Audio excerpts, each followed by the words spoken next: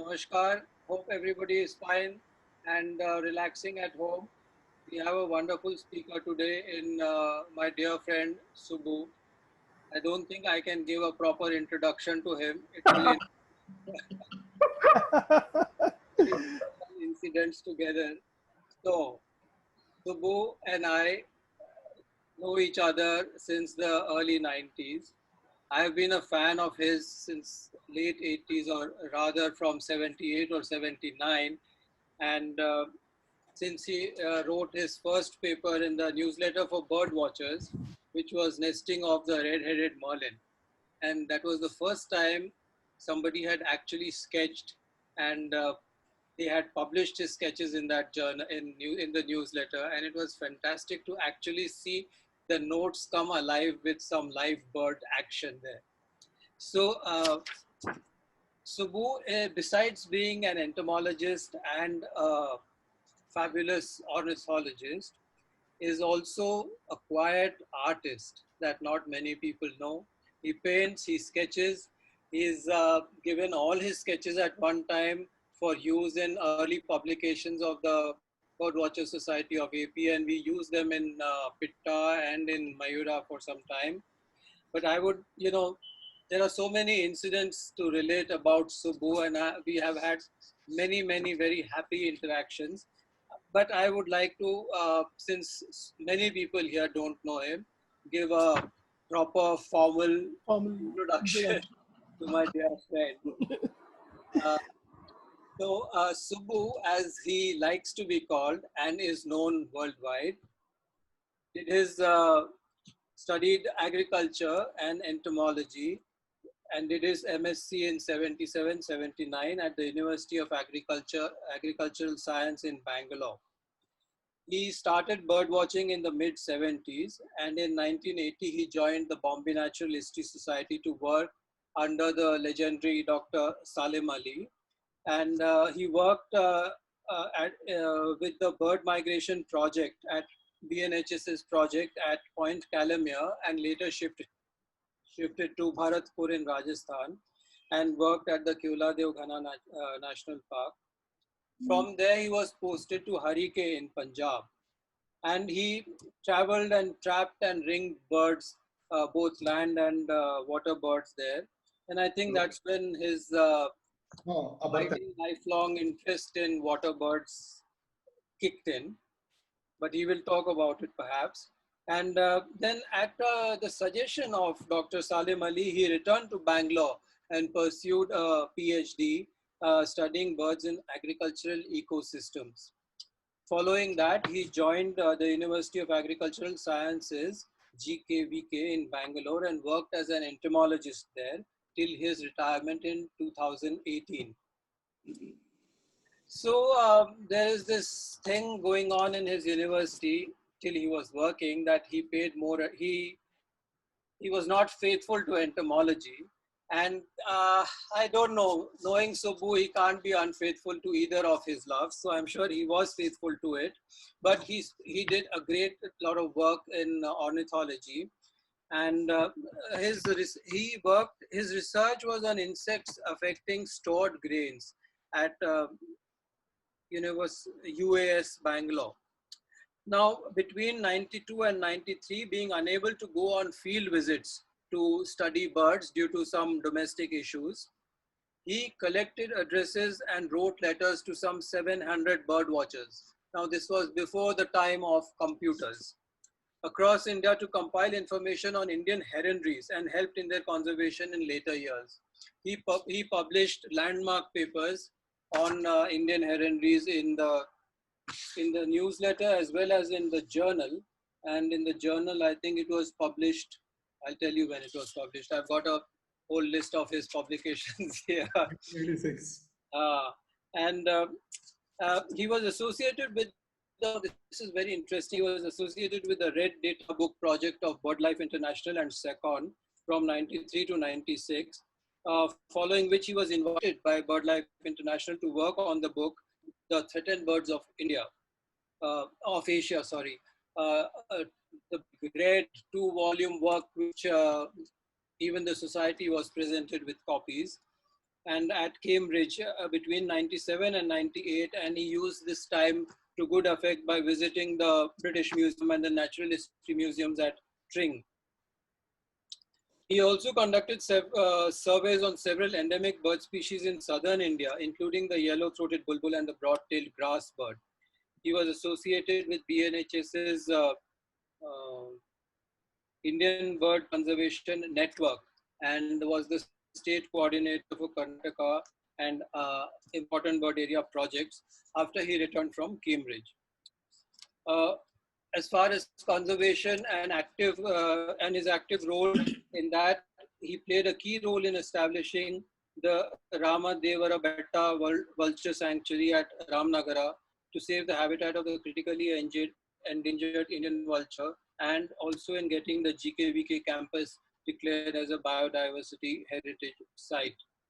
He's been working with a number of residents lake conservation groups in Bangalore by educating them on the importance of the structure and ecology of the lakes to water birds and helping preserve lakes and bird habitats.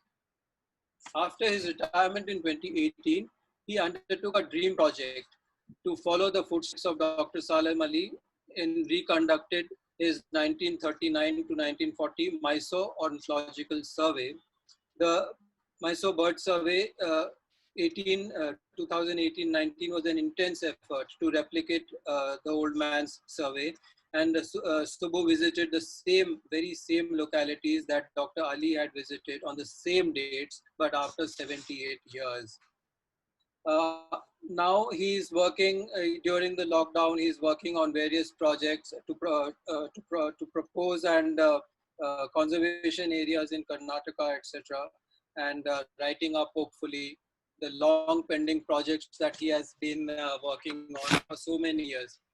I don't think Subbu knows this, but I feel that both of us have gone back to the time of Hume, where we were one of his, couple of his correspondents. Many bird watchers today of our generation feel that way, who didn't tote cameras, but took notebooks and pads to countryside. And very strongly, I feel that we were part of Hume, Alan Octavian Hume's landscape. Now, Subbu has published at least 93 papers on very telling and informative papers on ornithology of India. And I've marked a few which I thought were landmarks. I've spoken about the nesting of the red-headed merlin. Then this was also published in the journal. And then he and M.B. Krishna published something called Field Identification of South Indian Warblers. Now, these were all landmark papers at that time. Nobody was writing such types of papers. We were just, writing seen this here, seen that there, etc. And he did a remarkable study on the yellow-throated bulbul in Nandi Hills in 91. I think that is when we first communicated with each other. And another interesting aspect is his great interest in the historiography of British bird watchers in Karnataka and in the Western Ghats. And he spent some time and compiled and wrote a lovely paper called Paintings of Indian Birds by Lady Elizabeth Willem at McGill University in Canada. And I think last month he was a speaker on a webinar on this very topic from that university. And then he also compiled the checklist of birds of Bangalore, along with Subbu, just remind me, with Krishna and J.N. Prasad and Professor George, I think. Then his landmark paper on the Indian heronries was published in 96. And he also did heronries of Andhra Pradesh for Mayura in 2001. And Subbu and I did a wonderful paper on Colonel Sparrow's egg collection for Mayura in 2001. And in 2016, he and Praveen published the definitive checklist of the birds of Karnataka.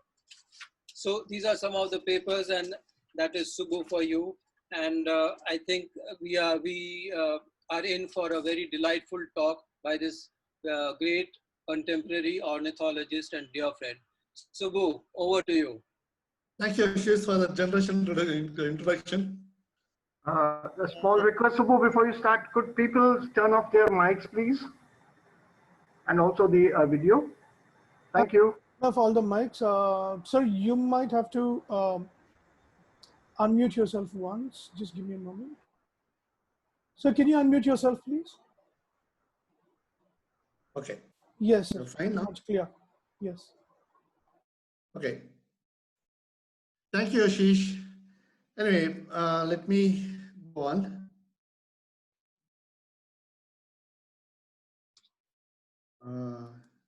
Can see my screen now? Yeah, we can. Yes. Yeah. As Ashish said, there's one of my dreams that I wanted to redo, follow the trail of Salim Ali, southern Karnataka, which was the old Mysore region. And as you know, Salim Ali is one of the greatest ornithologists that India, one of the greatest ornithologists that India produced. And we all know, those of us who have followed his works very intensively, the greatest contribution that Salim Ali gave for the ornithology of India is the publication of this Handbook of Birds of India and Pakistan, which was a culmination of his entire life's work on the birds of India.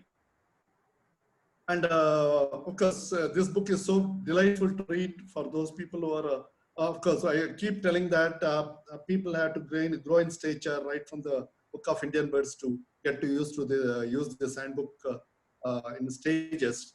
So if Book of Indian Birds is BSc, this handbook is the level of PhD in bird watching. Else you get more intense in understanding birds. And it's almost an epic compilation of information that was there available for compilation for the 200 years of ornithology of India. Of course, speaking about the handbook, it's not this is not only effort that ever saw light. This one in a publication of information on Indian birds. There were two more efforts which never saw the daylight. Prior to this, there are three other people who tried to do whatever Salim Ali did towards the end of his life. One was Alan Hume, Evo Hume, who is known as the father of Indian ornithology, and he's also known for publishing the first ever journal of Indian ornithology, the Stray Feather, which is available in 10 volumes. And if ever you get a chance to read through this, it's an amazing compilation of natural history of those bygone eras. And Hume published this journal because of the whole lot of contacts he had, a network of contacts he had. People right from across South and Southeast Asia sent articles, sent specimens, sent their collection to him, and whatever the information that he gathered from this, he poured into this, to the pages of Stray Feathers, and this wonderful journal happened. And with the kind of network of ornithologists and game show sportsmen he had across India, which amounts to more than 200 people or so.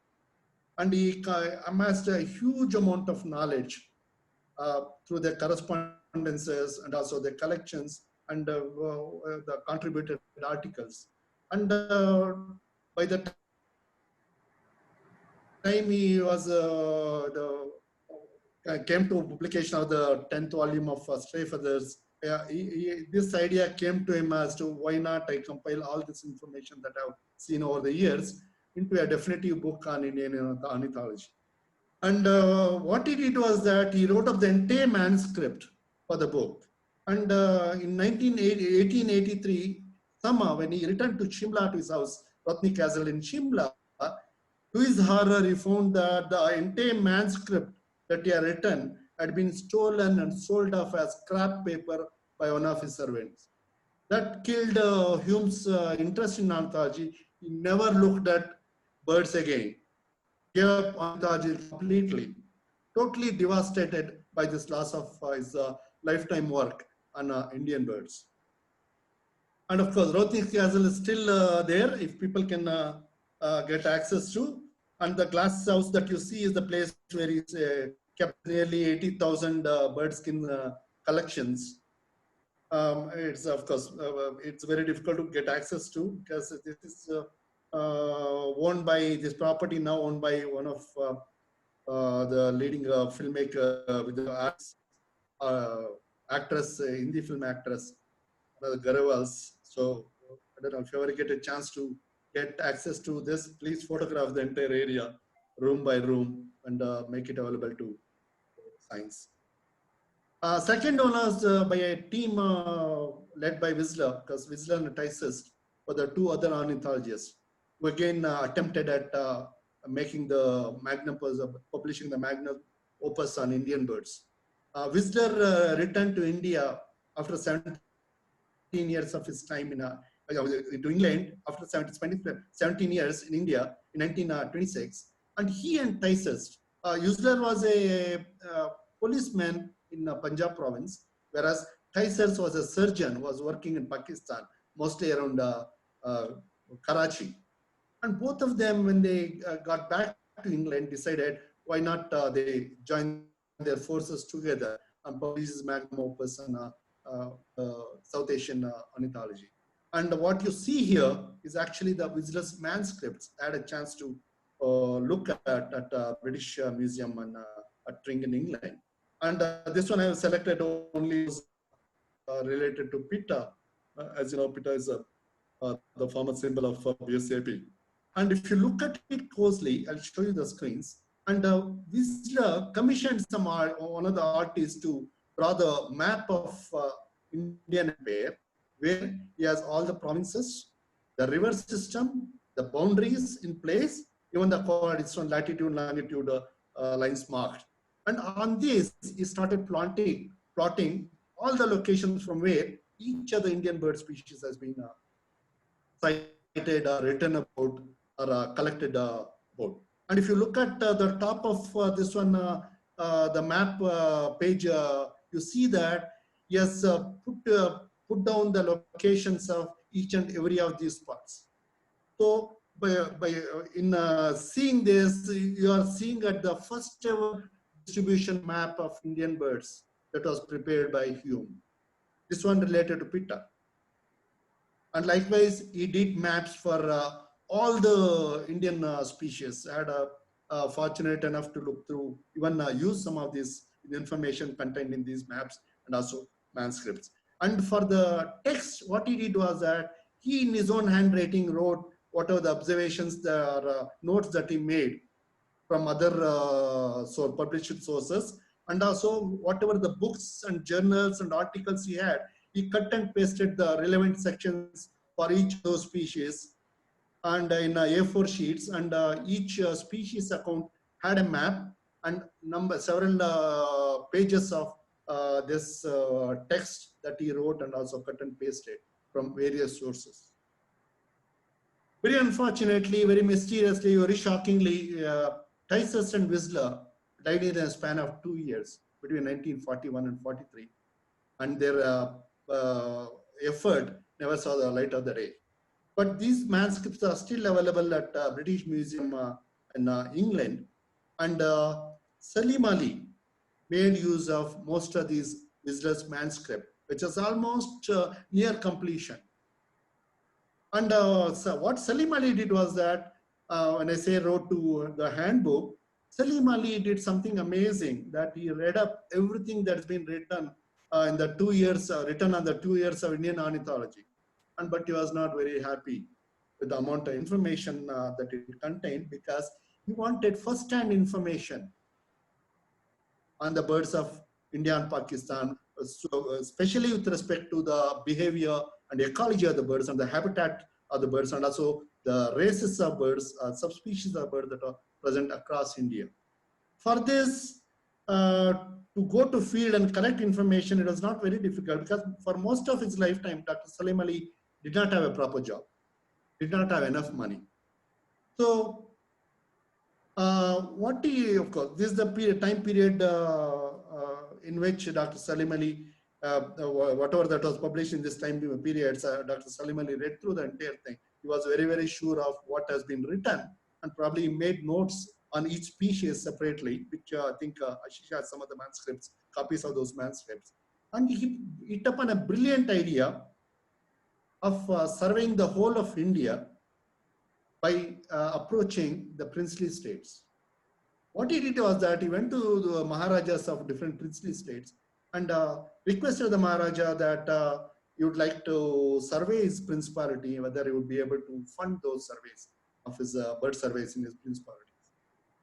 And the result was an amazing effort where he surveyed the principalities, princely states of Hyderabad, Kochi, Travancore, Bhopal, Bastar, Balpur, Mysore, Gujarat, Kutch, Gwalior, and Indore. And here he systematically went about collecting bird species, and he sent all these bird species in most of the cases to Hugh Whistler, who looked through them and also made a lot more sense on the bird species, skins and also races that are there in different parts of India. And as a part of this princely state survey, Mysore Bird Survey was one of the outcome as well. So it's one of the states that was surveyed. And that's where the Mysore Bird Survey happened between November 1939 to February 1940. And the map that you see, the green area is the princely state of Mysore that existed in those times before independence. And all those red dots are the locations which Salim Ali visited in about 9 districts. And also this effort to do Mysore Bird Survey happened right after the Hyderabad Ornithological Survey. Salim Ali finished his Hyderabad Ornithological Survey in 1930. At that time, he was jobless. He did not have money. And he said that, see, Salim, I have a bungalow out in Kotagiri. If you and Tehmina want to go and stay there, you are most welcome to use the bungalow. And this is the picture of the bungalow, which is called as Monobri. I've gone and visited this place a couple of years back. And it's still intact. And I've gone into this the bungalow. I've seen the very desk where Salim Ali wrote up his Hyderabad Ornithological Survey the article. Those beds and everything, they have preserved everything as it is. It's delightful to go and visit this bungalow. So at that time when he was in Kotagiri, Salim Ali, of course, it was the first ever experience for Salim Ali to come into Western Ghats. Till then he had never had that much experience coming to the southern parts of Western Ghats. And it was most welcome change for him to be roaming around in this area, Kotagiri in Tamil Nadu. And the Kotagiri also had another bungalow belonging to one of the finest British naturalists by name Angus Murray Kinloch. Kinloch was a naturalist who published very frequently in the Journal of Bombay Naturalist Society. And Salim Ali knew about his writing and he knew that he stayed in Kotagiri. And unfortunately, Kinloch got killed in 1921 when he went after a wild boar. He shot it, but the wild boar ran under a bush. In those days, the hunting ethics were that if you ever injure any wild animal, pursue it and kill it. Otherwise, you'll never know what mayhem they'll cause to people around after they escape. So he goes under the bush where the wild boar has gone inside, but to his misfortune, the wild boar turns around, charges at him, rips him open, he dies right on the spot. But his widow and 3 daughters lived in this bungalow, which was just a furlong away from where Salim Ali stayed with Taimina. And some of the evenings they would just amble across to the Kinloch's bungalow and meet up the widow of Kinloch. And there they meet another person by name Ralph Komaru Morris. Ralph Morris had coffee estates in Biligirirangana Hills in Karnataka. And Ralph Morris was just about 32 and Salim Ali was about 35 years at the time. And they struck up a wonderful friendship. And Morris invited Salim Ali and Taimina to visit them, he and his wife. Of course, Morris' wife was the eldest daughter of A.M. Kinloch. And Morris used to come to Kotagiri frequently to visit his mother-in-law and his sister-in-laws. So the friendship that, the casual meeting that happened at Kotagiri turned into a lifelong friendship that lasted for a long time. Morris died in 1970. And even after Morris returned to England in 1956, Salim Ali used to visit him frequently whenever he used to be in England. And Salim Ali came to BR Hills at the invitation of R.C. Morris. And this is the very bungalow where R.C. Morris stayed and invited Salim Ali. And at this place, with the help of R.C. Morris, Salim Ali chalked out the survey protocols or survey outline for Cochin and Travancore survey also. Because while he stayed at Kotagiri, Salim Ali applied for the princely state of Maharaja of Travancore and Cochin to do the bird survey, and they had not heard about it. And also he again came to Honnametti estate, the bungalow, where the bungalow is located in Biligirirangana Hills. And here, with the help of R.C. Morris, they discussed how to go about doing the Travancore Cochin survey and also the Mysore Bird Survey. In 90, of course, if you want to read about R.C. Morris, I have written an article in Jungle-Artist JLR Explore called A Story of Morris. You can read about Salim Ali and Morris Association at Biligirirangana Hills. And in 1932 itself, after meeting Morris and also getting an idea on the geography of Mysore, Salim Ali writes to the Maharaja of Mysore, Krishnaraja Vadayar IV, and asking him whether he'd be willing to fund the Mysore Bird Survey, which he wants to conduct. And sometimes he never hears anything from the Mysore government, but later through one of his relatives, he contacts Sir Mirza Ismail, the Diwan of Mysore. And Mysore government turns down his offer. Of course, they allow him to do the survey, but they say that the finances of Mysore government was not very good, and thus they can't fund the survey. And do you know how much money that he asked? Just asked for 4,000 rupees, nothing more.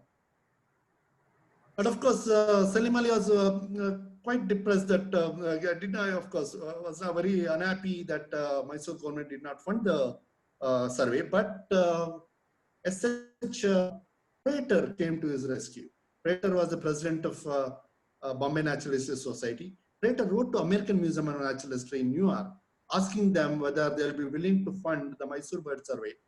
And AMNH jumped at the chance with the condition that at least 50% of the skim collected during the survey should be made available to the American Museum of Natural History, to which both BNHS and also Salim Ali agreed.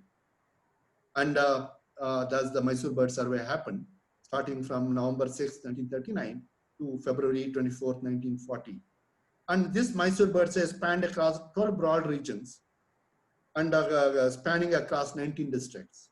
So he started from Biligirirangana Hills, where R.C. Morris was recorded. He started bird survey right from the lawns of the Honnametti in BRLs. Then he went to Bandipur, in the present day Nagarhole, then to Mysore, Mandya district. Then he went to Dodbalapur, then Tumkur district in Karnataka, then went to Chitradurga district, then went to Hassan district in Sakleshpur area, then went to Chikmagalur district, then Shimoga district, and where he surveyed Shettiali Wildlife Sanctuary, Agumbe, Joke Falls, and ended up with a survey at Kolar Goldfields, about 80 kilometers from Bangalore. The question is, where do I come in? How do I come into the whole thing?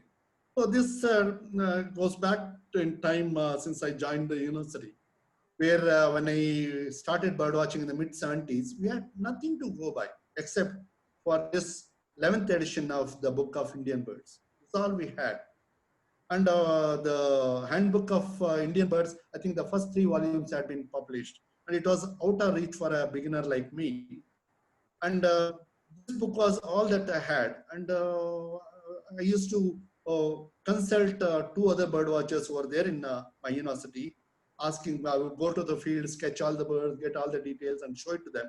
But they'll send me back to the field again. You're not got the tail characters proper, the beak is not all right, well, the colors are not right, go and get more information. After 2 or 3 visits, they'll finally identify the bird as to what it is. And also they made me read through this book for those relevant section of the book where those birds that I had observed in the field was written about. In addition to that, in a span of 6 months, they made me mug up this book of Indian birds from cover to cover. Gave me 5 exams to answer. And the intention was that once I know this book cover to cover, then already we'll have way ahead with respect to watching birds. And even today, I recommend this book to a lot of youngsters. By far, this is one of the finest books that a beginner can have in India. It is packed with so much information on Indian birds, written so beautifully by Salim Ali. And every beginner in bird watching should, on Indian birds, should read this book cover to cover. There's a lot of chapters in towards the end of the book, talks a lot about Indian ornithology. And between that, it comes packed with a lot of colorful plates and also accounts of individual species with so much of basic information a bird watcher should have. And of course, at that time when I read this book, because I had read this book so much, I had this dream that someday I wanted to meet Dr. Salim Ali at least once in my lifetime, because I had referred to this book so much. But an opportunity presented by itself in 1980, where there was a small advertisement in the Deccan, a newspaper in Bangalore, from BNHS, calling for applications for research biologists who work in some of his projects. 2 of his projects. One was the bird migration project, another one was the hydrobiology project. And some of those people who used to take me out for bird watching came to me, said that there's an advertisement in the paper, why don't you apply BNHS for this post? I was not very, very sure. I'd just been a couple of years into bird watching. I was not very, very sure.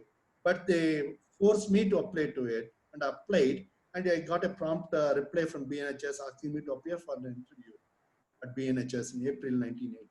And to my shock, I was interviewed by none other than Salim Ali himself.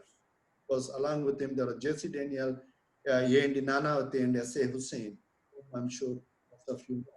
And the meeting lasted from 20 to 25 minutes. And Salim Ali asked me a whole lot of questions. When Salim Ali asked questions, none of these 3 interfered.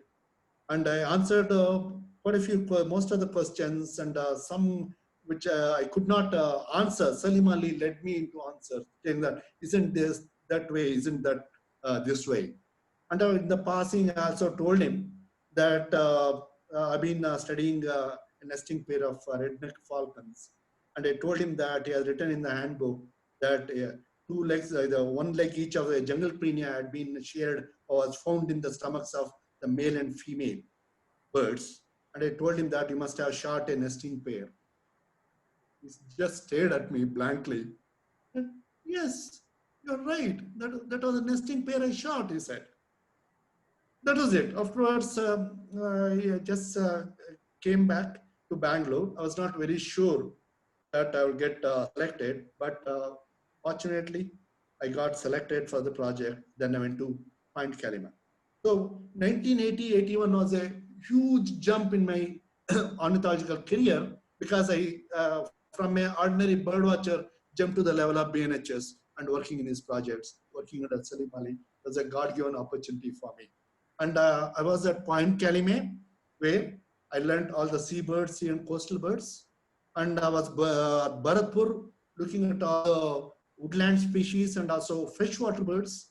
And again at Harike, which was a staging area for all those birds that came from Afghanistan. There will be thousands and thousands and thousands of ducks. And in all these places, we used to trap birds, ring them. In the photograph that you see on the right, I don't know how many people you know this legendary trapper from Begusarai district of Bihar, Ali Hussain. And this is his son, who works for Godrej today, and this is S.A. Hussain.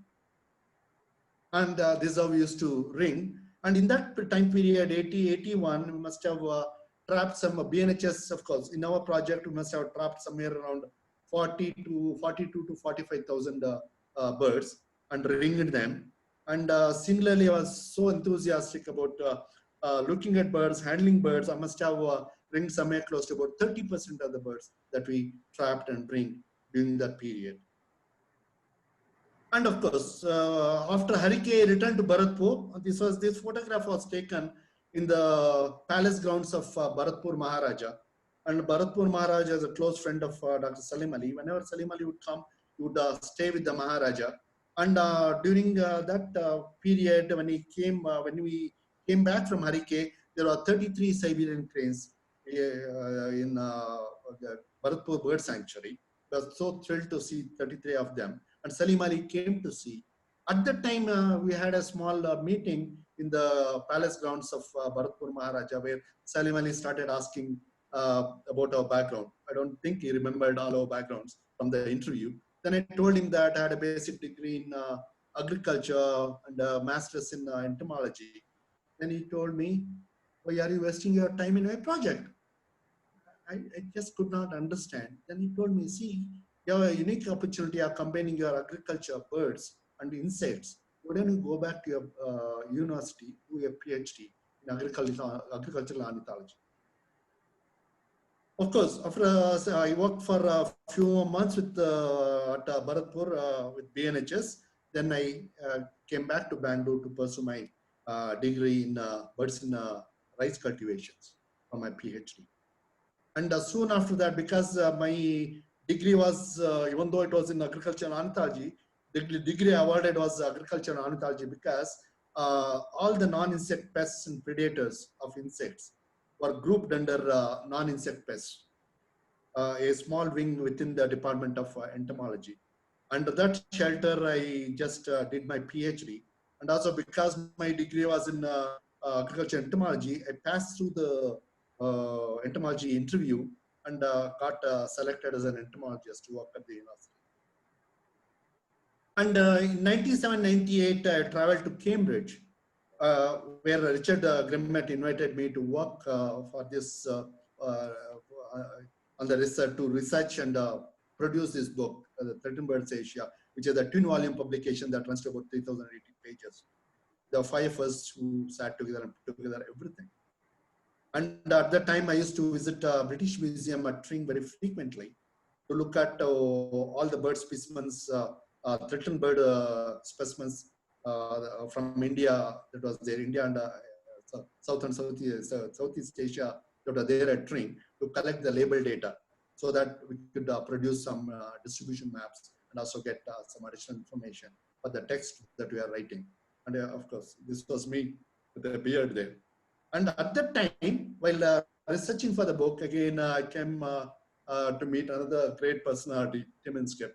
Tim Inskip had one of the finest libraries on Southeast Asian birds, where he had photocopied each and every published article, book, and manuscript and manuals that are published on the birds of different countries in South and Southeast Asia, put them in separate cabinet boxes, and had gave me access to that those library collection.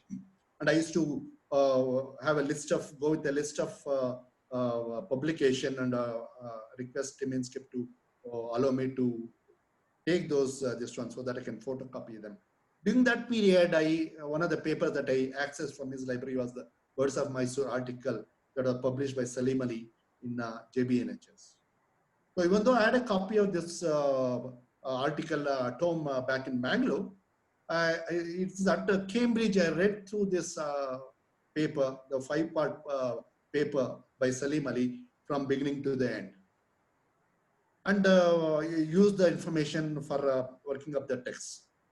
Then I returned to India in 1998, and till at about somewhere in 2003, this idea started forming my mind as to why shouldn't I do the Mysore Bird Survey sometime later years, because the whole of Salim Ali survey lasted for about 110 days, and my university would not give me 110 days of leave, even leave without pay, because the survey was not related to the entomology work that I was doing. So I had to wait till 2018 till I retired to ever think of doing it. And between 2003 and 2018, started extracting all the information, bits and pieces from the published articles in JBNHS articles by Salim Ali and Mysore Birds, and started putting them in order. And the very next day after my retirement, I wrote to the Karnataka State Forest Department asking them for permission to conduct the Mysore Bird Survey after 78 years. And thankfully, I had been able to meet most of the people who helped me. This is Mr. Puniti Sridhar, was the head of Forest Department in Karnataka. And C. Jairam was PCCF Wildlife, and APCCF Mr. Subhash Malkade, and Manoj Kumar was Conservator of Forest Wildlife, and Vijay Mohan Raj, I think some of you know, was also a DCF in one of the districts. And I just submitted my letter, was not very sure whether I'll get the permission. But in March, I traveled to Agumbe at the invitation of Gauri Shankar, one of the experts on king cobras, because I also wanted to see king cobras in the wild. And while I was there in a research center, Kalinga Center for Rainforest Ecology, I got a phone call from Forest Department. This was the end of March 2018, that a permission has been granted for me to conduct the Mysore Bird Survey. I was so thrilled. And seeing a king cobra, I thought was a good omen. And Agumbe was one of the places where Salim Ali had surveyed. Then my stay for 2 days got extended to 5 days, started surveying the Agumbe area to familiarize myself with the areas where Salim Ali could have possibly gone, and also to locate the place where Salim Ali had stayed in Agumbe. And after that again, right from March 2018 to October 2018, I started recceing each and every locality that Salim Ali had covered during his survey. So from Bangalore, I started off to different places. So it will be 2 or 3 day visits, each of them. I went to Makli Durga, went to Dodbalapur, Tumkur, Hassan, Chittadurga, and I would take public transport and land up there. And because I had the permission letter, the Forest Department people were very cooperative, went to those areas and checked out on the guest houses, on the trails which possibly Salim Ali could have taken from the guest houses where he stayed, because Salim Ali went on foot to collect birds. And so I imagined that you would have taken trails leading out of into the forest from the guest houses or the bungalows where he stayed. And I visited each and every locality to familiarize myself with the terrain, area, routes I must have possibly taken. And I made Bangalore and Mysore as the 2 hubs and covered all the 75 locations that Salim Ali had visited, even before I started my survey. And my survey started on November 6, 2018, from the very lawns of the bungalow of R.C. Morris, the Honnametti estate. And there's a beginning of a 110-day journey following the footsteps of Salim Ali. Of course, these are the schedule I had, and this schedule is similar to what Salim Ali had, but this is after 78 years. I went to Biligirirangana Hills. I surveyed all those locations localities where Salim Ali visited and collected birds. Then went to Bandipur. Then visited the very areas we had made a trip to. Then went to the present day Nagarola area and visited those very forest areas Salim Ali went. Then came to Mysore. Then went to Mandya district. Then went to this one. I also went to Thalli area in Krishnagiri district, one particular area that Salim Ali visited called as Devarbetta. And from there I went to Tumkur, then to Dodbalapur, Tumkur, then to Chitradurga district, then went to Hassan, Cardamom estate. It was an amazing place to survey in Cardamom estate. Not many people know what a beautiful area it is. Then went to Kamangundi, Chikmagalur district. It's a very well-known tourist spot. Of course, this area also houses Bhadra Wildlife Sanctuary within the Jagar Valley in the Bababudin Hill Ranges. And then went to Chimaga and Settihalli, visited Agumbe, then visited Joke Falls. Then finally ended up my survey on between 20th and 25th of February at Kolar Goldfields in Kolar district. And this is the route I started from BR Hills, then came to Bandipur, went to Gudlurgarh, then I went to Nagarhole National Park, then went to HD Kote, then went to Mandya districts, I went to Mysore, Mandya district, and also visited Ranguntitu, Edamuri and Balamuri Falls, then to Mandya, then to Bannur, went to Satnur, went to Devarbetta. From there, from the via Chenpatna, landed up in Bangalore to go to Nandi Hills, then to come to Doddaballapura area, then went to the Tumkur district, then went to Hiriyur in Chitradurga district, visited Jogimaradi areas which Salim Ali had visited. Then from there came to via Belur to Sakleshpur to visit Cardamom estate. From there went to Kamangundi to the Baba Budans, then went to Shimaga, then to Agumbe, then to Jog Falls. Then after a 10-day break, I don't know why Salim Ali took a 10-day break before he concluded his survey, went to KGF and surveyed the birds between 20th and 25th of February 2019. So this whole survey period took about 110 days. And to do this, I did not do alone. Of course, my survey was different in the sense that in each of these places, I picked up some of the topmost bird watchers that are there in Karnataka and Tamil Nadu and requested their support. My team consisted, in addition to me, 3 other top bird watchers. And these bird watchers are those some of the cream of bird watchers that you get to see in our 2 states, who could identify nearly 90 to 95% of the birds based on the call alone. Each one was an expert. And a team of 4 of us went to each of the trails and each of the places and counted birds and routed birds. And what we did was that on any trail, I collected information on a 10-minute time segmented periods and recorded each species and their number seen at different distant bands of up to 5 meters from the trail, 5 to 10 meters, 10 to 30 meters, and counted each and every birds and also recorded the call notes of each and every birds heard from these areas and the routes that we traversed. And there's a great difference between the survey that Salim Ali did and also I did, because Salim Ali actually collected specimens. He shot specimens, collected them. That way he collected about 871 bird species during his Mysore Bird Survey of 243 species.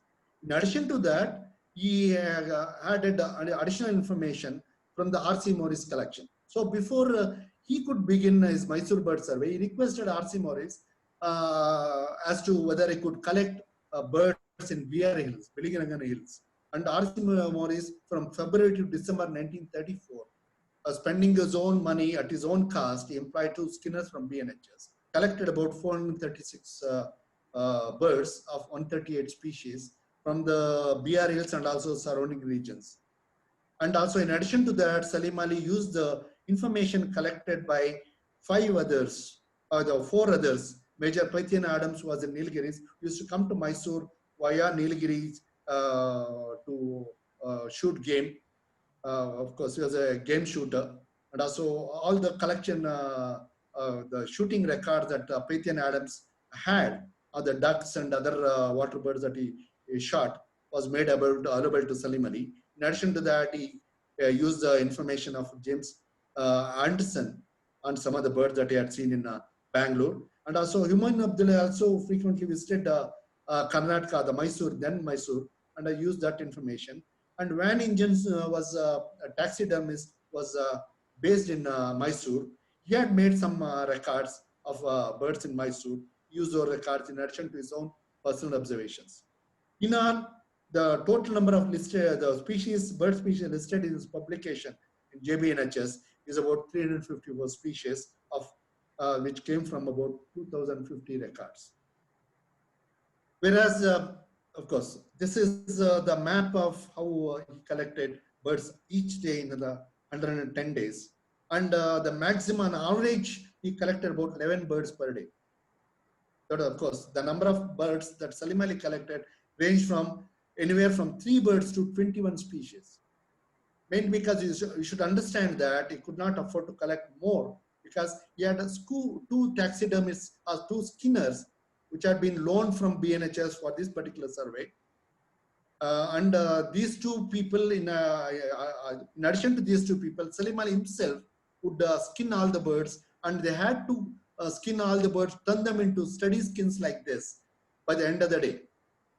So they can't afford to collect more birds. if they could not skin all of them.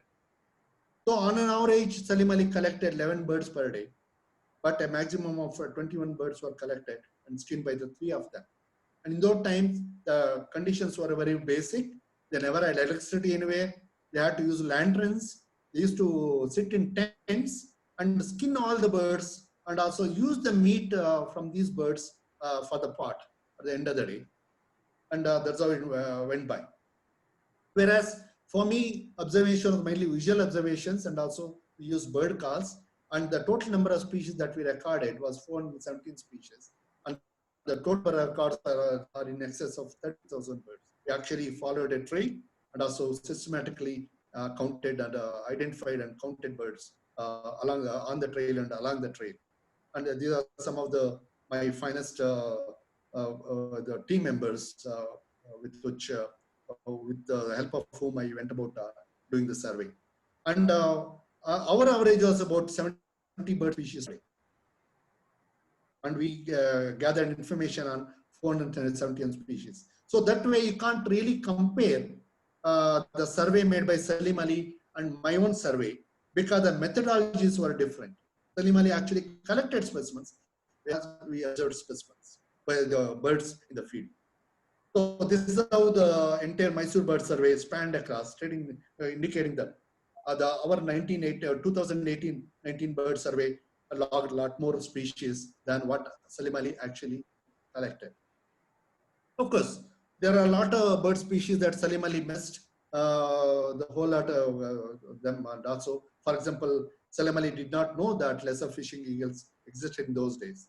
And ashy minivets we could see only in the recent year. Ashy minivets and also the brown-backed, the swinose minivets were there, which Salim Ali had not. Likewise, there are quite a lot of species that Salim Ali did not observe, record or collect during his survey, whereas we observed. At the same time, we also missed some of the species that Salim Ali was able to collect. For example, the black-capped kingfisher at the foot of Joke Falls, and the Eurasian crag martins, the striped-teeth babbler, which he collected from the Nagarole region. And of course, in those times, the vultures were very much present in this one, Joke Falls area, which we missed. So that way, we did miss some of the species, whereas Salim Ali also did not collect some of the species that we observed. And also, there are some very unique things that came out of the Mysore Bird Survey that Salim Ali did. One of them was the declaration of Ranganthir Bird Sanctuary. When Salim Ali was surveying Mysore Mandya district, he came across these cluster islands in the midstream of Kaveri. He found that this is an amazing place to be declared as a sanctuary. After he finished his survey in 1940, he wrote a letter to the Maharaja of Mysore asking to declare this area as a bird sanctuary. And in 1940, promptly the Mysore government declared this as a bird sanctuary. And this happened mainly to the effort of Salim Ali and identifying this area as so unique to be conserved. And today, Ranganthir happens to be one of the finest and most picturesque bird sanctuary in the country. In addition, he also chanced upon this striped-teeth babbler, which was a total surprise to Salim Ali, because striped-teeth babblers are found only in northeastern India, and the closest that you can come are the Vizag Ghats, and otherwise there are no population in between. And he found these birds in Kabini area, where in the bamboo grown belt along the river Kabini, and he collected these birds. He went on 2 days collecting this. This is a total surprise for it. And also, if you want to listen to the call of the bird, it's almost sounds like a tailor bird. I spent 2 days. Okay.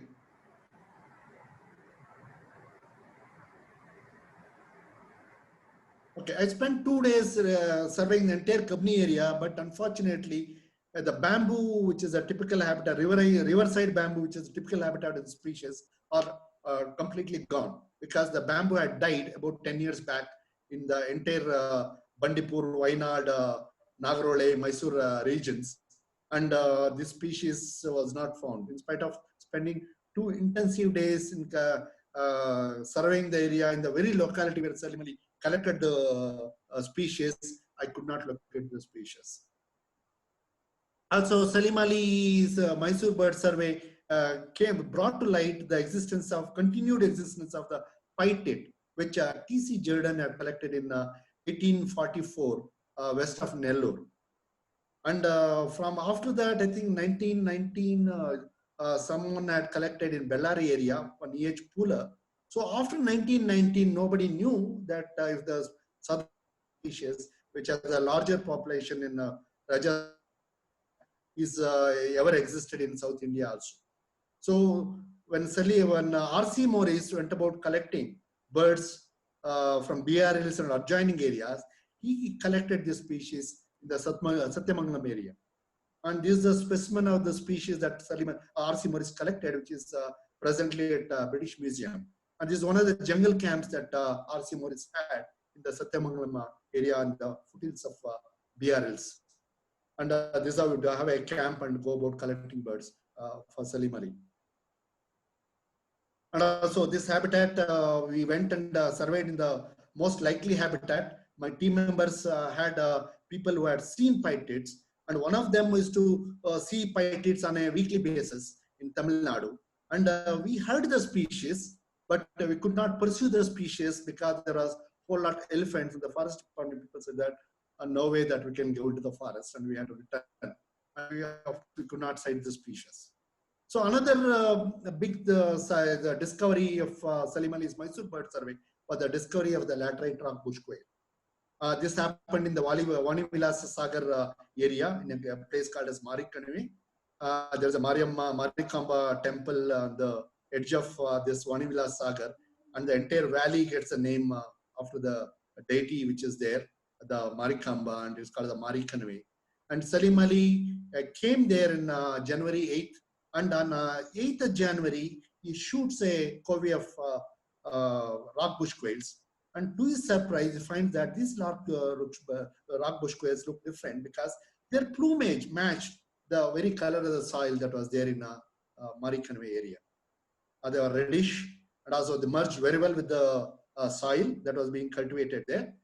And also here, of course, one of the species is a type specimen that is there in British Museum, are the species that Salim Ali collected, Marikanwe. And he collects these birds on 8th of January 1940, but comes back again on 10th to collect few more specimens. And this is how the birds look like. Because we did some studies, surveys to photograph this bird, and we are quite successful with that. And during the survey also, we sighted these birds in few locations. This bird is totally different from the normal nominate rock bush quail, particular Argunda. This is a male and this is a female, and this is a female that you see. These birds were photographed at about 11 feet from where they were moving around. We had a special quail attracting technique that I don't want to reveal to anyone. Anyway, we are able to confirm that the bird species is there in that area. And for those who want to know how these birds look like, is that the entire upper plumage is rufous in color. Whereas in a nominate rate, the head is rufous, whereas the back is not so rufous. And also each and every feather on the back will have white streak, ending up in a terminal triangular white patch. And also there is quite a lot of rufous on the belly. This is how you get to see, get to identify the species. There is no difference between the coloration of the head and the back. And this is how the nominate race looks like. This is from North Karnataka, and this is a laterite rock bush quail that's normally collected. And of course, this is from a nearby area called as Tumkur, where you get to see the difference between the two species. There is a lot more red, and also the color matches the soil. In fact, Salim Ali, after collecting this species, he collects even the soil samples from the area, sends both along with the collection, he sends the soil sample also to Hugh Whistler, was in England, to look through the collections. And Whistler is the one who says that this race of rock bush quail looks totally different from the nominate race, and promptly names the species after Salim Ali, calling it as Perdicula argunda Salim Ali. So it's called as a Salim Ali's laterite rock bush quail or Salim Ali's Mysore rock bush quail. This is an amazing find that Salim Ali did when he did the Mysore Bird Survey. This is a typical habitat where you get to see the laterite rock bush quail. And this is a kind of habitat where the bird lives. Of course, we have sighted the birds. It's a typically some pebble-strewn land with a lot of grass and open scrub habitat where the bird resides. So this also shares the habitat with Marshall Sawyera, grey-necked bunting, and also rufous-necked fronted prenia. There's a typical habitat of the laterite rock bush quail, which is found in Mari Conway and surrounding areas. Another species that Salim Ali focused heavily was on yellow-throated bulbuls, because Salim Ali did the Mysore Bird Survey. The typical habitat of yellow-throated bulbul had not been properly identified.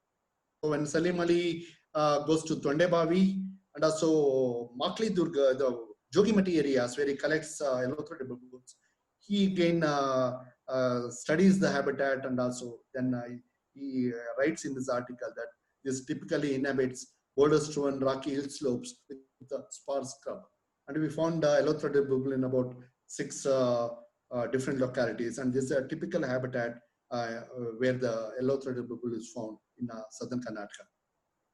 And another thing is that Salim Ali also writes about the wild population of rock bush quails. Because with the cities growing and also with tall skyscrapers, we have a lot of feral pigeons inhabiting our area, and it's very, very difficult to locate the areas where the wild rock bush quail is found. And Jog Falls is one of the areas where a huge population of wild rock pigeons reside.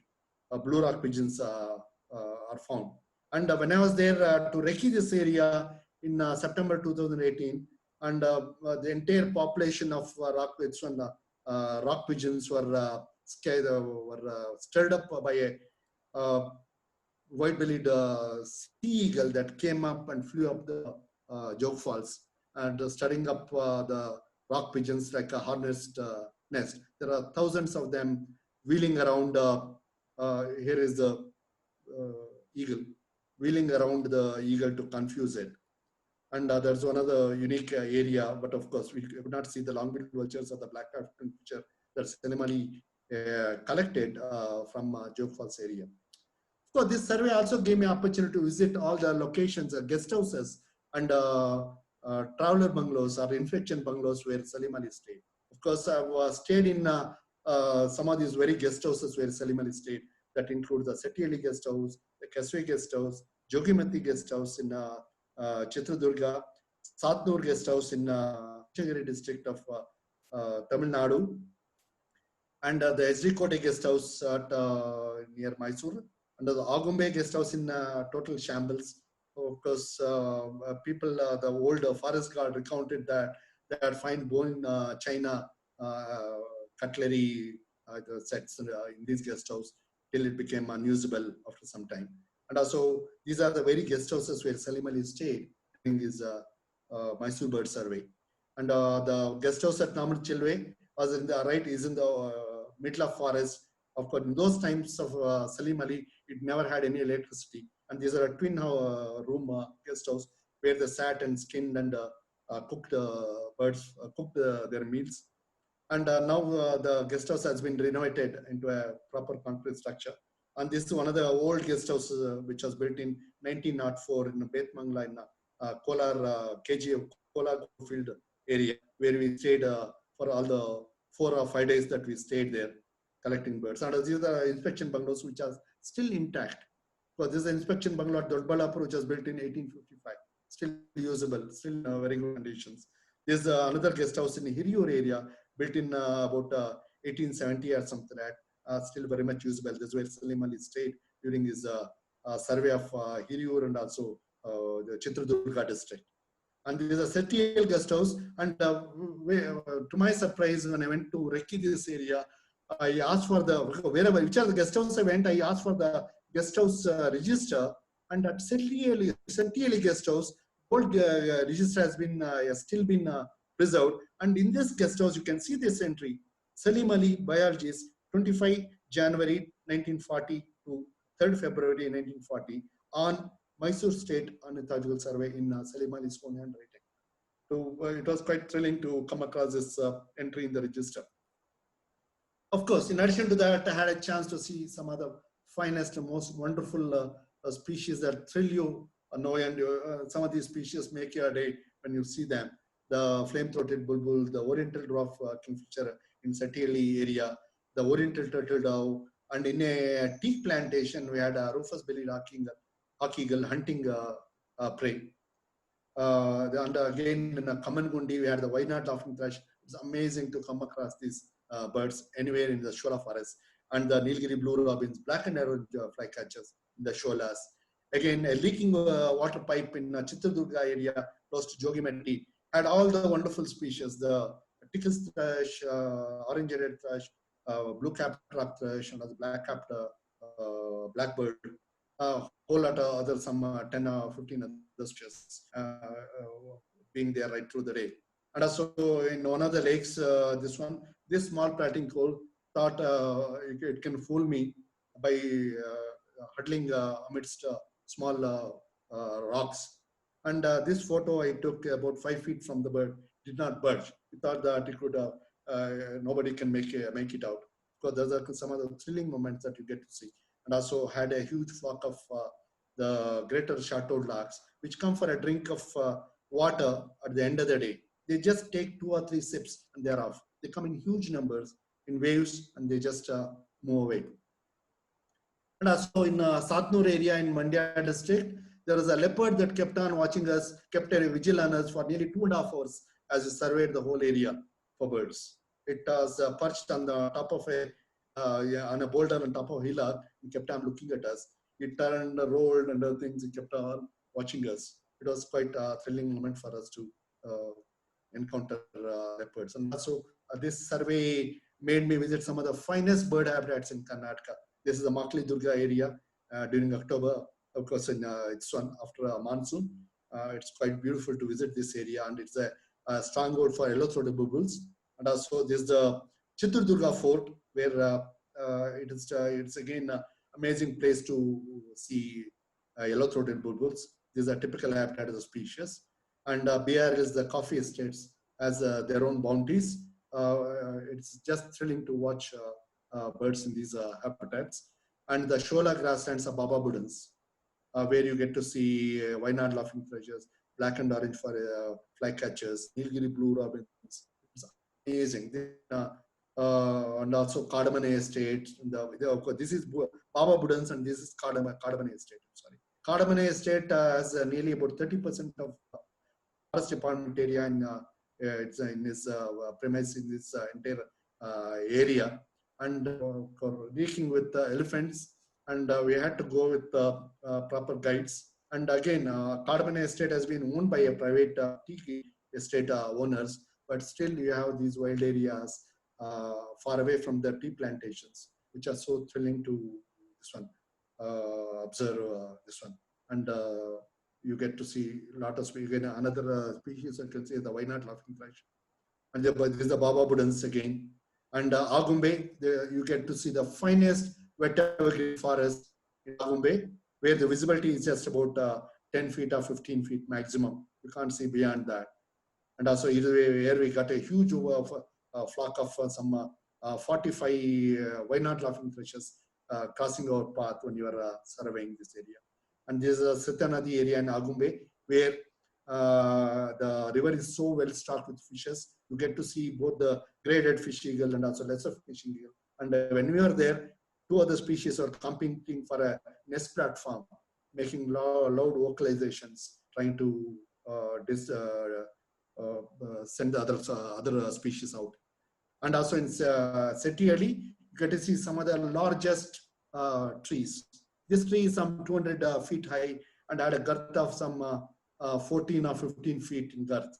And this is the buttress you get to see, which is about 20 feet in height. And it was so thrilling to see such amazing Of course, more importantly, I had a chance to see some of the stand to bird with some of the finest bird watchers in Karnataka and Tamil Nadu, and each one was an expert. For example, to talk about Samira. Samira Agnihotri joined me in BRLs along with Prashant and Shamal, and it was very difficult for me to keep in pace with Samira, because Samira spent about 13 years in BRLs researching on the vocalizations of rocket-tailed drongos, and to know which species the rocket-tailed drongo was mimicking. She had learned the calls of each and every bird species that was there in BRLs. So while we were walking on the trail, she's simply reeling out names. I had a difficult time noting down the species that were she was reeling out their numbers. It was so thrilling to take part, and I was so privileged and feel proud that I could watch birds do this survey along with these amazing bird watchers. Each one is a wonderful human being, as all bird watchers are. Of course, during my survey, I'm sorry, I must, of course, when I look back the list of people that helped me with this survey, there are close to some 200 of them. You won't believe the number of people that I came in contact with right through the survey, and this one, and I've tried to mention each and the forest guard, every forest watcher, forest official who helped me in each of those areas, and I was so thankful to each and every one of them, and the whole lot of them. Just to say 200 people is not easy to get such a kind of support. Of course, there are a lot of image credits. And of course, before I end, I also want to say that it's so thrilling to do this kind of surveys where there has been a previous survey, like whether the Travancore Cochin survey, which Sasikumar did in Kerala, and I did in Mysore, and also in Andhra Pradesh, there are of course, if you want to read about my survey, I'm sorry, before I continue, I have written up all about my survey in JLR Explore. If you give a Google search on JLR Explore space Salim Ali Trail, you come across all my stories related to the survey. And I'm thankful to Karthikeyan, who made me write up these stories and put it on the net to make sure that everybody get to read these articles. And also, there was a bolt from the blue one day where a professor of history who read through the Mysore Bird Survey articles I had written in JLR Explore expressed to Shamal stating that the series of recreating Mysore Bird Survey is great, and I'll add it as a recommended reading to my students, because she was teaching an history course which is about chasing history. And he found that my survey articles were worth giving as a syllabus material for the students at Brown University, Rhode Island in USA. And coming back to Hyderabad, there are two amazing surveys that the old Andhra Pradesh has had: the Hyderabad Ornithological Survey and also the Vulture Scientific Survey of the Eastern Ghats, done by Wisdom and Kenya. And if somebody can do this surveys, it will be amazing. You don't know what you'll come across. There may be a lot of surprises. There may be surprises which are missed altogether. For example, sometime back in 2001, myself and Ashish published this article called Richard Sparrow's Egg Collection. Because while I was at Cambridge, one day Ashish wrote to me, Subbu, is it possible to get details on the egg collections of Colonel Richard Sparrow at the British Museum? So one of the visits to Tring, I copied down the entire the entries in the logbook, in the ledger, which detailed the collection that had been given by Richard Sparrow, Colonel Richard Sparrow, to the British Museum. And we published this information in an article. And when I gave this article recently, a few months back ago, when I was in Isar Tirupati to Chandu Bandi, and Chandu Bandi was shocked. Subbu, you know, there was Colonel Sparrow has collected 3 clutches of Indian skimmer from Vijayawada. Vijayawada was known as Bezwada. And just to think that in 1912 and 1913, skimmers actually nested on some of these sandbars in Vijayawada. It's amazing to come across such piece of information. And also you get thrilled yourself by such discoveries, or you may find totally new things also when you do these surveys, and also compare the surveys between years after so many decades. Thank you.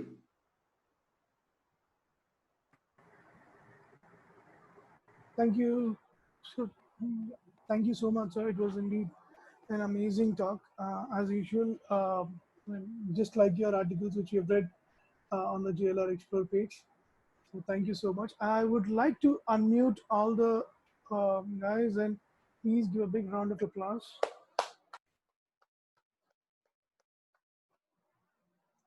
Oh, guys, I think everyone is still on mute.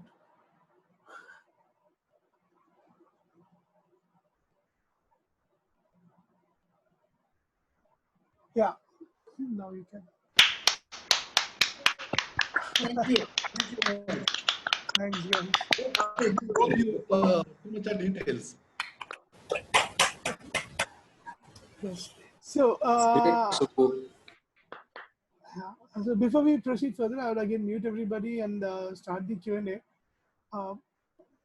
Just give me a May I moment. say one thing just before you start? Yeah, please go ahead. It's about Ali Hassan, who Subbu mentioned. And when I happened to go and do bird watching and bird ringing with Bala, and Ali Hassan was also there, and Tirupati, that those falls, no, Palamudi. So we are sitting in the guest house in the night, and Ali Hassan comes and says, "वो कौन सा किताब है? Pictorial guide है क्या?" तो बोले, आप मैं आंख मीच लेता हूँ, आप कोई भी पेज खोल के मेरे को प्लेट नंबर बोलिए. So I told him a plate number, and the guy started reciting one by one. Pintail duck, Anas acuta. He knew all the English names. He knew all the, and he says, "ये page पे first duck और ऊपर left में वही है right है?" I said yes. Then after he wouldn't stop. Then afterwards, just when we are sleeping, he says, "आपको रामायण सुनना है?" And he starts Balkand. So in singing in the Rajasthani style, he starts singing the Ramayana. Unbelievable guy. Amazing person he was. Yeah, he was quite amazing. Sorry, please go ahead. Actually, it was very interesting. So, sir, there is a lot of appreciation for your talk. Again, thank you very much, and it was indeed a wonderful talk. And yeah. So there is a question by Mr. Falguni Bahera. Interesting question. Sir, Bholu Abrar Khan in his presentation told that Dr. Salim Ali told, if you do bird watching, then you will not have heart attack. Is this true? Or have you heard some such wonderful words of this great? I haven't had a heart attack till now. No, you get to see, you are in the midst of nature, walking, you get all the exercises, and you don't have too many good meals to eat during the surveys and all. In fact, for nearly 1.5 months, I suffered terribly because the food was not good in some of the areas. So I had bad stomach for nearly 45 days. So that way you stay healthy. You don't get to eat 5-course or 10-course meal every day. True. Yeah, that's good, I guess. And it gives you a lot of exercise anyway. You exert yourself very well in the field. How much weight did you lose, Subbu? I lost about 10 kilos. But the heart attack business, you still have to worry about if you see something like a pink-headed duck or a Himalayan quail, you'll probably suffer. Yeah, because see, I saw 33 Siberian cranes. I did not say I have an heart attack. Yes. Subbu, but if you had seen those 33 Siberian cranes, say in Kabini, then you would have probably had a fairly interesting experience. Yeah. It was amazing to see them. Even when they are migrating, they just keep on flying into the sky, started riding on the thermals, calling continuously before they disappeared. Well, yes, indeed. You are one of the very few who have actually seen the Siberian cranes here present in the talk. Yeah, 33 of them. So, sir, I mean, the second part of his question, anything interesting or any funny incident with Salim Ali, sir, which you had experienced? Oh, yes. While I was in Bharatpur, Salim Ali used to visit frequently, and there was no time for work. So one night he said that, come on, let's go and do ringing, because he did not like the idea of the birds getting trapped in the evening, late in the evening, and kept in baskets till morning before he could go and ring them. So at 12 o'clock in the night, he led us all so that we took out all those birds that we had trapped that evening, that Ali Hassan and others had trapped, the ducks and waders. He ringed till about 2 o'clock in the morning. Okay. And another time, Bolu was also there. Sohanlal was there. So we went out on one of the ridges amidst the heronries. And there was a dark eagle sitting far away. And the Sohanlal, one of the forest guards at Bharatpur, told Dr. Sabu, kaun si chidiya eagle hai, he said.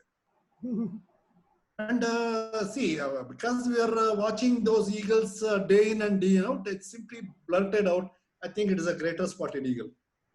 But Salim Ali looked through his binoculars, look for 1 full minute, and turns to me, says that, young man, you are right. But I wish I was as confident as you are. Take it as a compliment or a slap on my face.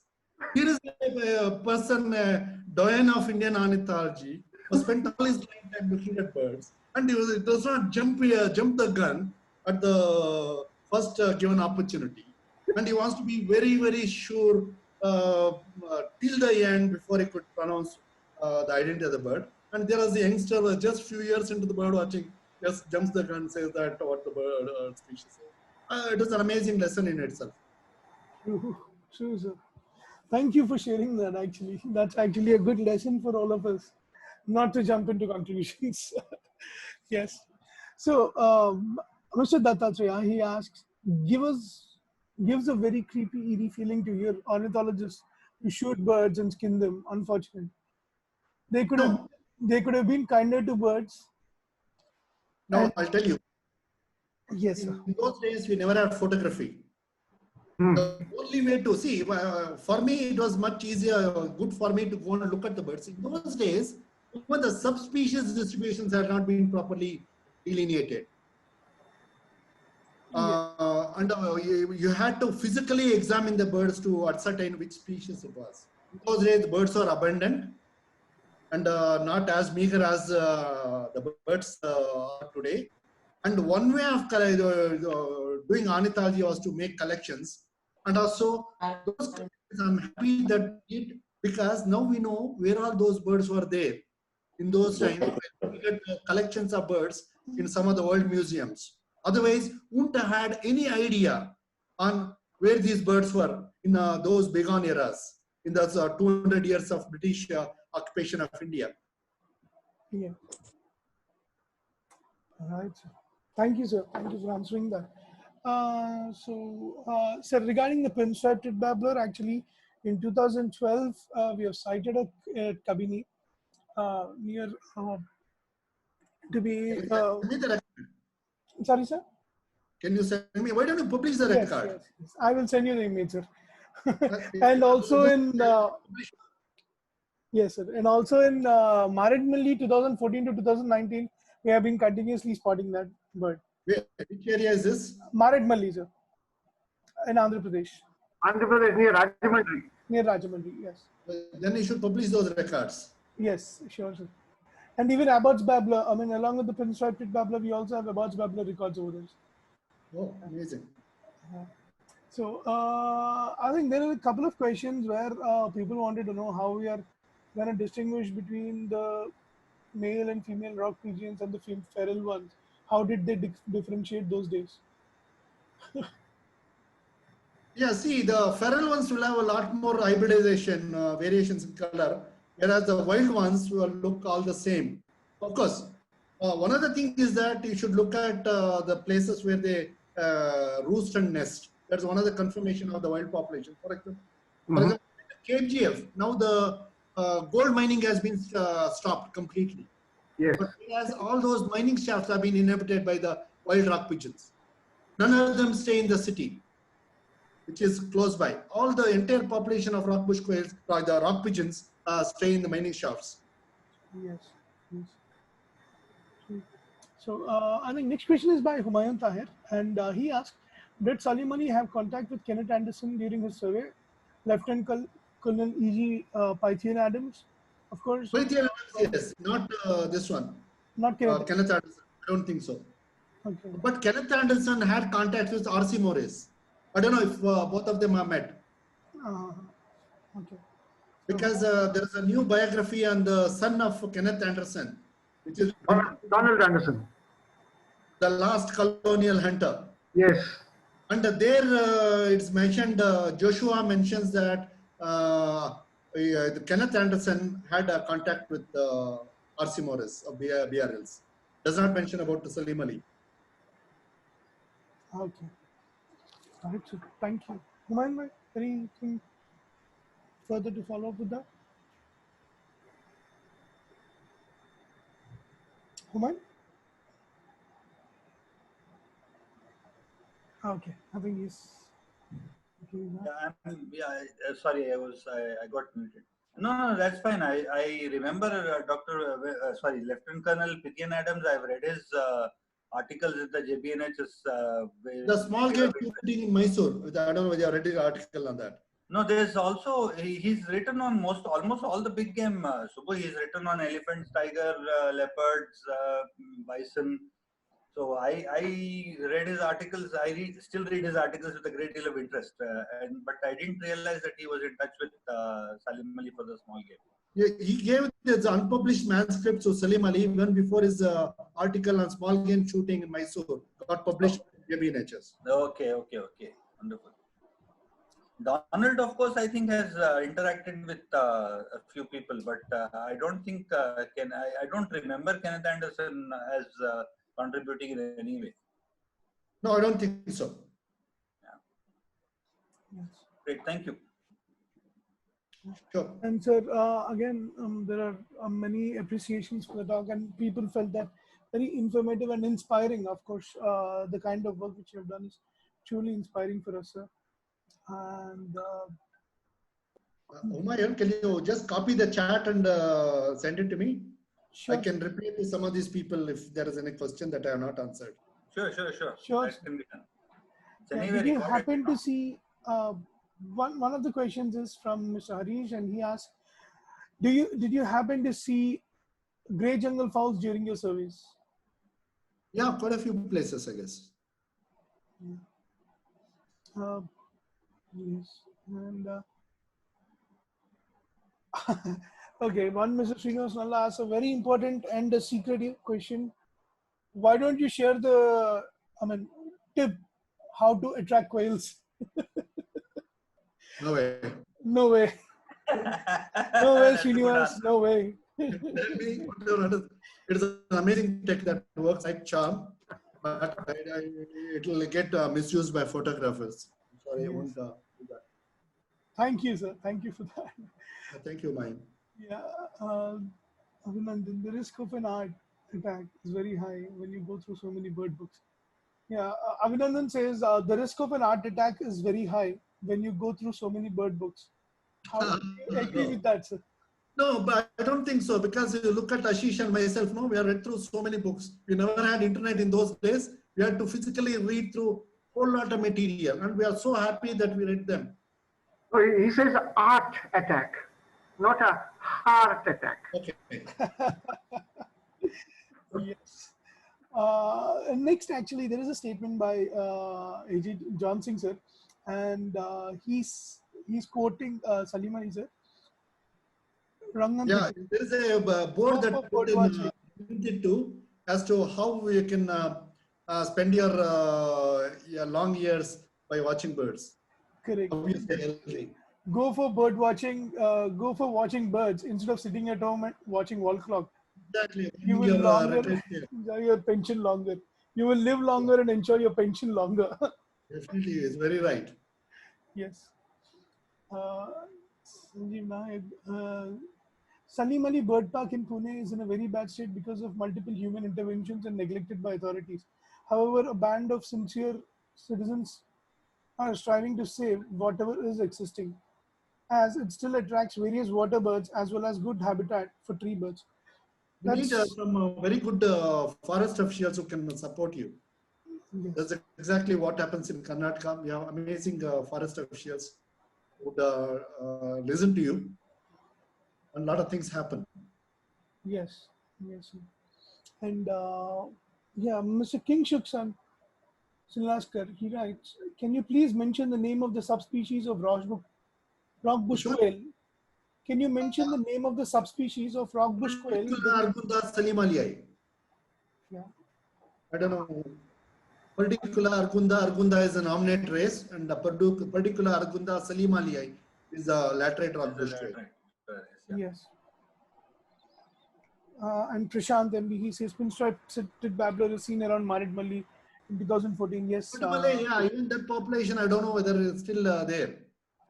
Praveen and a few others discovered that Yes. in a small canal bordered by bamboo with too many elephants. Correct. That's been published in Indian Birds. Yes. It certainly picked a very nice place. Yeah. Surrounded by elephants. Nobody is going to come anywhere close to it. Exactly. The Kabini area, nobody is able to go mainly because of elephants. Yeah, exactly. Yes. So I think we have one last question from Mr. Rajshekhar, and he asks, any changes in hotspots of Mysore survey over 70 years, climate change and birding?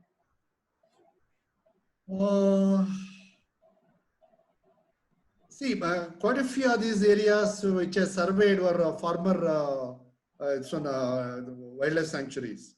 Now some of them elevated to national parks. So there I don't see much. This one only thing is I feel very sad that the guest houses are not in very good conditions wherever there. Because Bandipur and you go, some of those amazing guest houses built by Britishers, that are very unusable. This one very understandably, because if the guest houses are in a very good condition, all kind of young people want to come and use them for various purposes. Absolutely, absolutely true. So some of the scrub areas have become more open than what they used to be. But also one of the areas where Salim Ali went to survey the yellow-throated bulbuls. We visited the same area in 1991. We found the entire hillock was completely shaved off all the vegetation. There was not even a single bush. A laughing dove was nesting on the ground. It was that bad. But when we went back in January, we found the vegetation has slowly started coming back. And there are yellow-throated bulbuls are all over the place. Mainly because the new daughter-in-laws who come to these villages, who usually go to collect firewood, they don't want to collect firewood, they want cooking gas. Okay. So slowly, all these inland hillocks are slowly recovering their vegetations. And I think it's a good idea to promote cooking gas in some of these hilly areas, inland hilly areas, especially the Eastern Ghats hillocks that are close to villages. That's help, of course.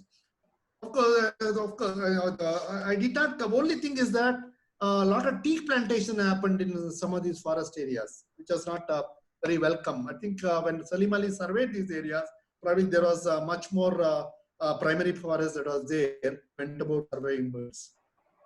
Especially in Settihalli area in Shimoga, I could see rufous-bellied hawk eagles hunting inside teak plantations.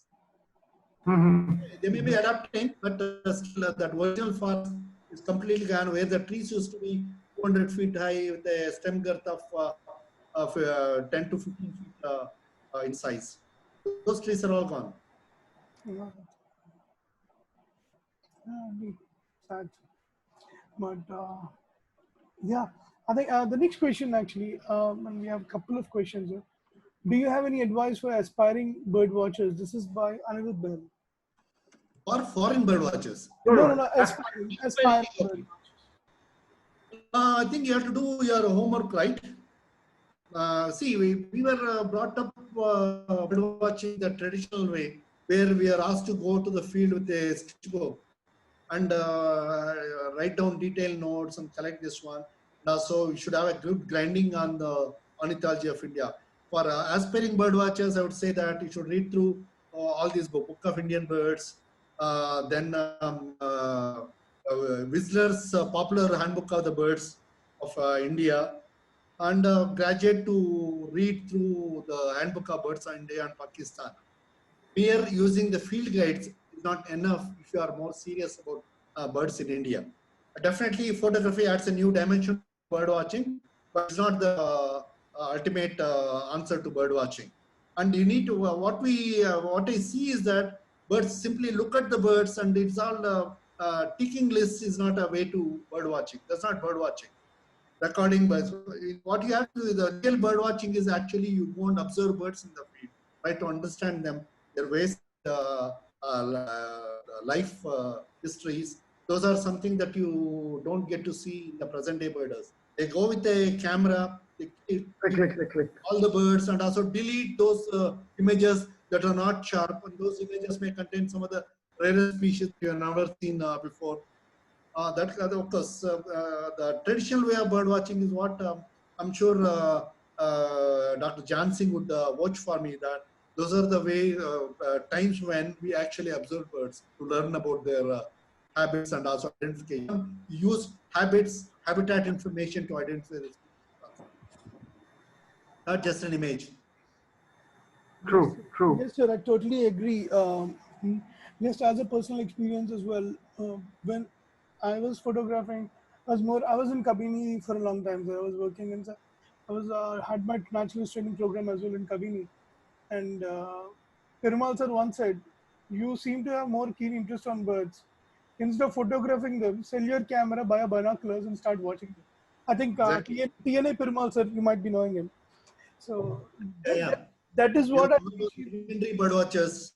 Yes. I'm saying photographers who put the interest of the subject first than photography. Right. Yes, sir. And Yeah. he was my inspiration to sell my first camera and then buy a binoculars and then start watching birds. That really helped a long way now for us. So yes, sir, it was indeed. Thank you for the best advice. So I think we are, um, yeah, Avinandan mentions here saying that one of the advice given by Dr. Subbu while I had the fortune of going birding with him is to limit the group of birder to 4. That is the ideal number. 5 is a crowd. No, in fact, there's a scientific paper which is called as Invisible Birds, published in Journal Ecology. It says that the best group size is about 3 to 4. Correct. If you increase the number of people, you'll never get to see any additional number of species. So that's the reason why I limited my group to 4 people, not more than that. Okay. Good. Thank you, sir. So I think these are the end of the questions. Thank you, everyone, for your questions. Thank you so much, sir. It was indeed a wonderful talk. I would request. That I could speak to you. Thank you for giving this platform to talk about my passion, dream, or whatever it is. It is totally our So pleasure. thrilled to do this. Our pleasure. So I would request Humayun Bhai to actually give the vote of thanks for you. So Humayun Bhai, I hope not putting you in a fix, but yeah. Yeah. I'm glad to be in touch with Humayun. I knew his father. Yes. I don't know whether I've told this to, I don't know, I told you something. His father used to come to Bangalore frequently. Yeah, I could make him out from a distance, because one day we were going in the Brigade Road. I was at the end of the road. He was at the Nilgiri shop buying fruits to go back home. And from that point, I knew, oh, that's Siraj, isn't it? I told. Yes. Was indeed Siraj. I told Siraj, I made you out from there itself. So you're not the first one, he said. if my dad was missing in Bangalore, you could generally find him in front of Nilgiris. Yeah. Most of the time, if he is missing, that means he's in Nilgiris. Yeah. Amazing person. Yeah, I've also myself had the good fortune to meet Subbu quite a couple of times, 3 or 4 times, and like most others, even though he is far senior to me in terms of experience, I still I'm glad and grateful that I get the chance to call him Subbu rather than Dr. Subbu. No problem. Okay, so of course, firstly thanks to Deccan Birders for this platform, and I don't think any single one of the people who participated in today's webinar could fail to be impressed by the enthusiasm that with which Subbu conducted his Mysore survey, and also the fact that he has been giving us some brilliant anecdotes of the old man himself, and teaching us in a few words how the old timers contributed so much to Indian ornithology even today. People even today refer to old papers, and that's simply because of the dedication of the old timers. And Subbu, thank you so much for basically walking us through your own path, and more power to your elbow to continue. You're 93, just 7 more. So I'm looking forward to the remaining 3 publications also, the remaining 7 publications also. My pleasure. Thank you. So yeah, I think on behalf of everyone, on behalf of Deccan Birders, on behalf of all the participants in the webinar, thank you so very much for sharing your experiences and your time with us. Humayun. Yes. Humayun. Yes, sir. Yes, sir. Okay. Since you mentioned about the Nilgiris, I wanted to tell you that of all the districts in the whole of India, Nilgiri is the finest for wildlife and scenery. Right, sir. In the upper Nilgiris alone, there are 40 tigers camera by Territory of India. Amazing number of our black leopard and scenery, water and everything. Right. I wish Tamil Nadu government gives more importance and consider it more like a national park, like Karnataka, like Anna. Right. And protect it from further development. I had amazing time traveling to Kotagiri, tracking Salim Ali's whereabouts. Yeah. Kotagiri is in the Nilgiris. Yeah. Anyhow, Subbu, it was an excellent presentation. Yeah. Coming from you, thank you, Amai. It was very nice. Can we all put our hands together for Subbu once again, please? Thank you. Completely agree. Thank you very much, Subbu. Thank you. Thank you, sir. Bye-bye. Bye, everyone. Thank you. Please, Everyone.